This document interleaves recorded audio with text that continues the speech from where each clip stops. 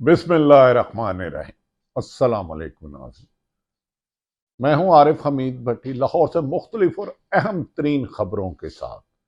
नाज़रीन, आप जानते हैं कि पाकिस्तान में 8 फरवरी 2024 को इलेक्शन की तारीख मुकर्रर की गई है। पिछले 20 माह में पिछले 20 माह में पीडीएम की हुकूमत और मौजूदा निगरान हुकूमत ने तमाम तर ऐसे होचे हथकंडे अपनाए, हर वो जुल्म किया, हर वो मंसूबाबंदी की कि किसी तरीके से तरीके इंसाफ को इलेक्शन से आउट किया जा सके। लेकिन तमाम हथकंडों मंसूबों की वजह से अवाम ने इस मंसूबे को, इस साजिश को नाकाम कर दिया, नामुमकिन बना दिया। तरीके इंसाफ के चेयरमैन इमरान खान, जो उनके बारे में प्रेडिक्शन की जाती थी कि वो अपोजिशन में नहीं रह सकते, पहले कहा असम्बली नहीं तोड़ी, उन्होंने असम्बली तोड़ के दिखा दी। उन्होंने कहा पंजाब और केपीके में नहीं तोड़ सकते, उन्होंने वो तोड़ दी। उन्होंने फिर 100 से ज्यादा जलसे किए, लाखों की तादाद में लोग शरीक हुए, उन पर मुकदमात हुए नहीं हुए। यहां तक के एंट्रा पार्टी इलेक्शन को कैंसिल करके इलेक्शन कमीशन ने उनका बल्ले का निशान ले लिया। लेकिन अवाम ने इमरान खान को ही अपना निशान बना लिया। उन्होंने कहा उसका उम्मीदवार जो भी निशान पे आएगा, जिस भी हलके से आएगा, हमें नाम और निशान से गर्द नहीं, इमरान का नामजद उम्मीदवार होगा, हम उसको वोट देंगे। अब मौजूदा हालात के मुताबिक नजर आता है कि निगरान हुकूमत या जो भी कोई है, उन्हें अब इस बात का यकीन हो गया किसी ना किसी शक्ल में तरीके इंसाफ को खेल का हिस्सा रखना मजबूरी बन गया है। इसे अवाम ने अलग नहीं होने दिया। अब तरीके इंसाफ का वजूद पाकिस्तान की जमहूरियत के जरूरी है, क्योंकि अगर इंतखाबात की शफाफियत पर ज्यादा सवाल ना उठाए गए तो दुनिया इसको तस्लीम नहीं करेगी। अगर तरीके इंसाफ को ब्लैकआउट करने की जो साजिश थी ना लंदन प्लान में, कि ब्लैकआउट कर दिया जाए बल्ला का निशान लेकर, लेकिन वो आजाद उम्मीदवारों के लिहाज से भी एक पाकिस्तान की सबसे ताकतवर और मकबूल जमात साबित हुई। अब तरीके इंसाफ को रखना इसलिए मजबूरी है कि इंतखाबात पर, वरना पूरी दुनिया सवाल उठाएगी कि पाकिस्तान की मकबूल तरीन जमात को बल्ले का निशान छीनने के बाद भी उनके उम्मीदवार आजाद हो गए, लिहाजा उन्हें के वजूद को तस्लीम ना करना दुनिया भर में रुसवाई का बायस बनेगा। लेकिन इसके साथ साथ इंतखाबात की शफाफियत पर तो सवाल उठने लगे हैं।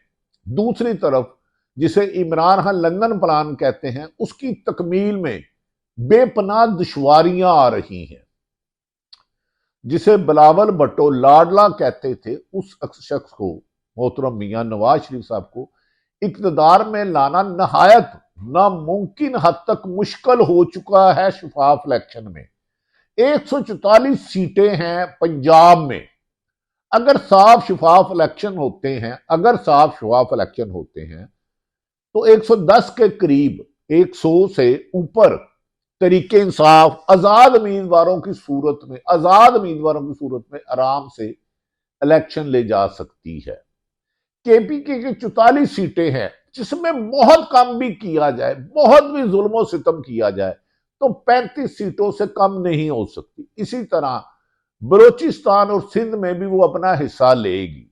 लेकिन लंदन प्लान के मुताबिक दूसरी तरफ बड़ी जमात मुस्लिम लीग नून है, उनकी बुनियाद बाकी तीनों सूबों में नहीं। केपीके में अगर एक दो तीन सीटें ले लेते हैं मुश्किल से, सिंध में 2-3 ले लेते हैं, केपीके में 2-3 ले लेते हैं, तो 10 सीटें हैं। 10 सीटों पे उसको अगर पंजाब में 80-90 सीटें दी जाती हैं, तो फिर तरीके इंसाफ के आजाद अमीर वालों को हरवाना होगा। बज़ाहिर इतनी अक्सरियत से इतनी मजबूत जमात को शिकस्त दिलाना मुमकिन नहीं लगता। लेकिन अगर लाडले को बिलावल भुट्टो के मुताबिक इक़्तिदार देनी है तो पंजाब में ही सीटों से सफाया किया जाएगा, क्योंकि केपीके में हमारे पश्तून भाई, पठान भाई इतनी बड़ा धांधले को बर्दाश्त नहीं करेंगे। पंजाब में कभी इम्कान है कि ये किया जा सकता है, जबकि सिंध में पीपल्स पार्टी एक हकीकी जमात है। अंदरूने सिंध में पिछली दफा भी उन्होंने 35 सीटें ली थी 65 में, और कराची और हैदराबाद में एमक्यूएम जमात है और पाकिस्तान तरीके इंसाफ है, जबकि जीडीए भी है। बलोचिस्तान में मुख्तलिफ इलाकाई तंजीमें हैं और बाकी 2-2 3-3 सीटें लेंगी। तो क्या पंजाब में इतनी बड़ा सफाया करना मुमकिन होगा? ये तो इलेक्शन के दिन ही बताया जा सकता है। साफ शफाफ इलेक्शन हुए और नताइज भी शफाफ शफाफ नहीं आए, लेकिन मौजूदा सूरत हाल में तरीके इंसाफ को माइनस करने की सूरत हाल में कोई भी कामयाबी नजर नहीं आती। हालांकि इन हालात के बावजूद तरीके इंसाफ को डिसार्ड करने के लिए, उनके रहनुमाओं को बददिल करने के लिए, कमजोर करने के लिए 20 माह से गिरफ्तारियां, छापे, तशद्दुद, जुल्म, ज्यादती, नाइंसाफी, कागजात छीनना, प्रेस कॉन्फ्रेंस कराना, इंटरव्यू कराना, बंदे गायब करना के बावजूद भी आज भी वो हकीकत की तरह अया है, और उसको माइनस तमाम तर हरबों के बावजूद भी किया जाना मुमकिन नहीं हो सका। नाज़रीन, एंड में आपको बात बताएंगे कि ताजुब है कि 3 जज साहबान ने, पहले 2 जस्टिस साहबान ने रिजाइन दिया, गुज़श्ता रोज फिर एक हाई कोर्ट के जज साहब ने दिया। पाकिस्तान की तारीख में आज तक नहीं हुआ कि 3 अहम अदालतों के नहायत काबिल एहतराम सुप्रीम कोर्ट के जस्टिस साहबान और हाई कोर्ट का जज साहबान इस्तीफा दे दे। इस पे बहुत सारे सवाल हैं, साहिब इल्म इसको सवाल उठा रहे हैं कि क्या वजह हुई। दूसरी तरफ पीपल्स पार्टी, पहले बिलावल भुट्टो कहते थे मैं वजीर आजम बनूंगा, फिर उन्होंने कहा कि हमें अक्सरियत आजाद उम्मीदवार यानी कि तरीके इंसाफ के उम्मीदवारों से, यानी कि हर एक की नजर तरीके इंसाफ पर ही है। जिसे खत्म करने की कोशिश की, वो जिसे माइनस करने की कोशिश की पीटीआई को, इमरान खान को, उतना ही प्लस होता रहा। 14 साल कैद भी उसका कुछ ना बिगाड़ सकी, उसका वोट बैंक ना कम कर सकी। 10 साल साइफर में भी उसके वोट बैंक में इजाफे की वजह बना हुआ। लोगों ने कहा कि इसके साथ जुल्म हो रहा है, ये इससे मजालिम किए जा रहे हैं। लोगों ने इसके खिलाफ बुलंद आवाज की। खवातीन और नौजवान इस वक्त बड़ी तादाद में बेताब हैं कि हम तरीके इंसाफ के, पीटीआई के लोगों को वोट डालें, जिसकी वजह से नून लीग और पीपल्स पार्टी सख्त परेशान है। नवाज शरीफ को सरकारी प्रोटोकॉल में पूरे मुल्क में जलसे किए जा रहे हैं, लेकिन उन्हें भी ऐसा लगता है कि उन्हें यकीन नहीं है कि वो इलेक्शन जीत जाएंगे। उन्होंने केपीके में जाके कहा मैंने वोट देना, मैंने वादा करो, तुसी पिछली दफा भी तरीके इंसाफ को दिया था। अब वो गिले शिकवों पर आ गए हैं। हालांकि उनकी डिमांड, जो मरियम नवाज ने कहा था नवाज शरीफ आएंगे तो वो जीरो रिस्क होगा, उन्हें जीरो रिस्क हुआ। वीवीआईपी प्रोटोकॉल दिया गया, उनके तमाम मुकदमात खत्म कर दिए गए, ड्राई क्लीन कर दिया गया, पीपल्स पार्टी के कर दिए गए। कभी वो कहते हैं कि मरियम नवाज साहबा वजीर आला बनेगी। अब तो रिजल्ट के मुताबिक रिजल्ट क्या आता है मुझे गैब का इल्म नहीं है। मैं जमीनी हकायक बता रहा हूं कि पीटीआई इस पोजीशन में है कि पंजाब और केपी में और वफाक में आराम से हुकूमत बना ले। लेकिन बारहा कहता हूं साफ शफाफ इलेक्शन की सूरत में, क्योंकि अभी तक पीटीआई ने करोड़ों सैकड़ों मरतबा कहा कि हमें लेवल प्लेइंग फील्ड नहीं दी जा रही, कंपेन नहीं चलाई जा रही। और बिलावल ने तो अब यह कह दिया कि अगर उन्हें अक्सरियत ना मिली तो वो अपोजिशन में जाएंगे। और पीपल्स पार्टी के अहम रहनुमा ने सवाल उठा दिया, इंतखाबात की शफाफियत को खत्म कर दिया, इसके वजूद को खत्म कर दिया। उन्होंने कहा इंतखाबात में गहमा गहमी ना होने पर तशवीशनाक सूरत हाल है। उन्होंने कहा कोई जमात भी मौजूदा सूरत हाल में, यानी कि पीपल्स पार्टी एज ए जमात हिस्सा ले रही है, मुस्लिम league Noon as a Jamaat, Jamiat Ulama Islam, MQM, उन्होंने कहा कोई जमात भी अक्सरियत हासिल करती हुई नजर नहीं आ रही, नहीं कर पाएगी। उन्होंने कहा यह इलेक्शन बाकी इंतखाबात से मुख्तलिफ है, यानी कि जो तरीके आजमाए जुल्म सितम इस दफा है ना, तारीख में कभी नहीं हुए। हर इलेक्शन के बाद धांधली का इल्जाम लगा, 18 में भी, 13 में भी, 8 में भी, 97 में भी, 2 में भी, लेकिन इस दफा तो इंतहा क्रॉस कर दी गई। इस मौके पर पीपल्स पार्टी के अहम रहनुमा ने कहा, जिस फिजा में इंतखाबात हो रहे हैं मुझे इस्तेकाम नजर नहीं आ रहा कि इंदा इस्तेकाम हो, इससे बेचैनी बेकरारी फैलेगी अगर अवाम के वोटों पर हक डाका डाला गया। क्या लंदन प्लान के मुताबिक अगर नवाज शरीफ को वजारत उज़्मा दी जाती है और मरियम साहबा को पंजाब का वज़ीर आला बनाती है, तो क्या इसमें पीपल्स पार्टी कबूल करेगी? जबकि कराची में चारों सूबों में एक जमात है। दूसरी तरफ नाज़रीन, काबिल हैरत बात है कि नून लीग अब खुद डगमगाई हुई है और पीपल्स बिलावल भुट्टो ने यहां तक कह दिया है कि हम आजाद मिलेंगे, अगर नहीं हुआ तो हम अपोजिशन में बैठेंगे। जबकि नवाज शरीफ जमीनी हकायक को समझ चुके हैं कि उनका इलेक्शन जीतना मुमकिन नहीं, लेकिन फिर भी वो दावेदार हैं कि हम वजीर आजम भी बनाएंगे और पंजाब भी जीतेंगे। नाज़रीन, दुनिया पाकिस्तान की सियासत में जिस तरह एक जमात के खिलाफ क्रैकडाउन किया गया, हजारों गिरफ्तारियां, पीटीआई की वर्करों को इलेक्शन कंपेन नहीं चलाने दी जा रही, लेकिन दूसरी तरफ सितम जरीफी की इंतहा देखें, एक बड़ी जमात से पीटीआई से बल्ले का निशान छीन लिया गया। लेकिन एक हैरत वाली बात हुई, आजादी सहाफत की तदफीन हो गई। आजादी नेशनल मीडिया यरगमाल बन चुका है। बताया जाता है किसको दिखाना है, किसको नहीं दिखाना, कितना दिखाना है, किसको नहीं दिखाना। लेकिन इन तम सख्ती और ओछे हथकंडों के नाकामी के बावजूद तरीके इंसाफ एक दीवार पे लिखी हकीकत है। कोई तस्लीम करे ना करे, पीटीए को सच नहीं मान सकते। लेकिन नाज़रीन, इस साल ये जुल्म सितम भी हमने देखे कि सुप्रीम कोर्ट के जज साहबान के खिलाफ नून लीग ने आसफ सईद खोसा, साकिब निसार, उमर अता बंदयाल और दीगर जज साहबान पर संगीन गोलाबारी की, एजाजुल एहसन पर की और उनके नाम चलाए और कहा इन्हें नहीं छोड़ेंगे, धमकियां दी, नामुमकिन करके ऐसी धमकियां दी जो माजी में किसी ने तस्वुर भी नहीं किया था।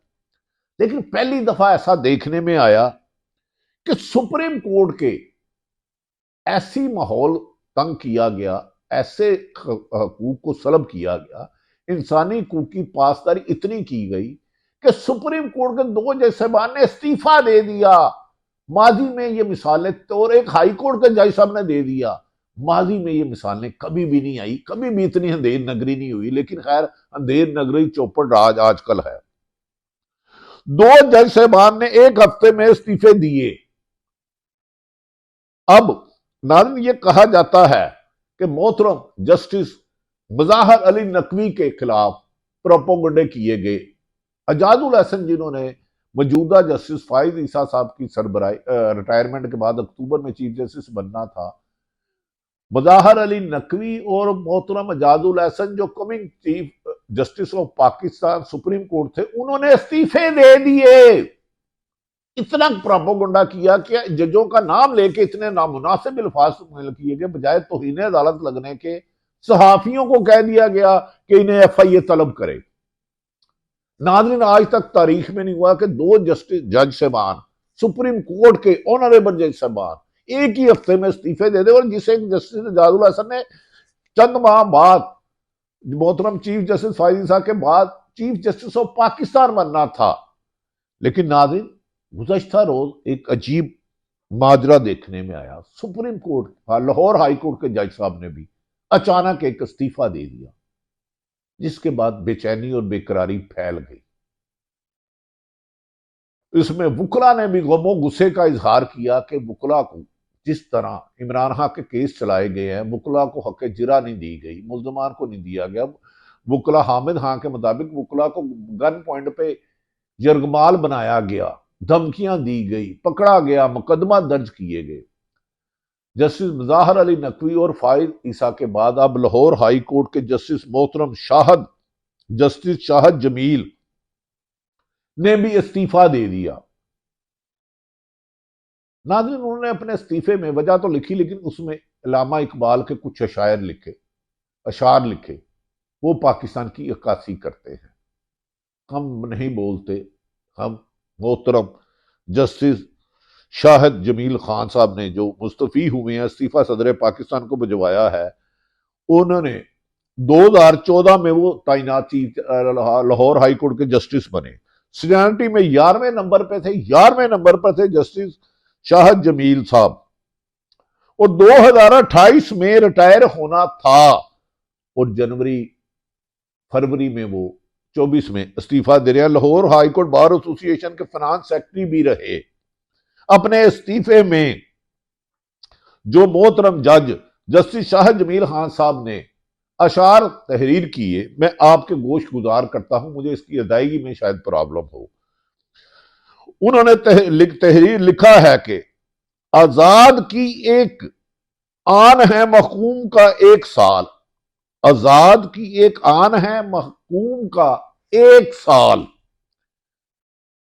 किस दर्जे गिरा सैर में है महकूम के औकात, महकूम के औकात।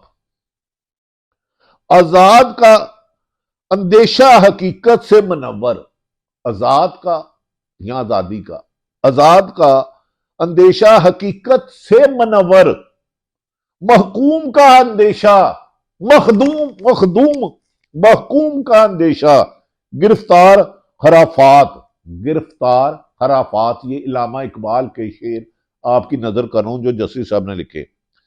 फिर वो लिखते हैं महकूम महकूम को पैरों की करामत का सौदा, महकूम को पैरों की पीरों की सॉरी माफी चाहता हूं, पीरों की करामत का सौदा है बंदा आजाद खुद एक जिंदा करामात, है बंदा आजाद एक जिंदा करामात।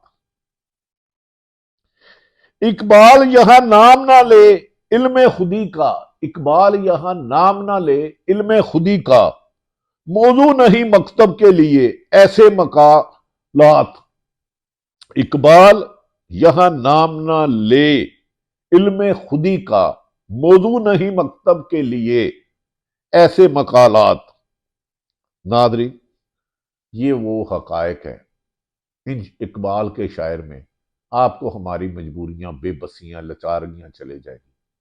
पाकिस्तान में 8 फरवरी को अपना वोट डालकर मुल्क में डिक्टेटर जेन के लोगों का, खरीदो फरोख्त करने वालों का खात्मा करें और पाकिस्तान को खुशहाली की तरफ जाएं। पाकिस्तान जिंदाबाद।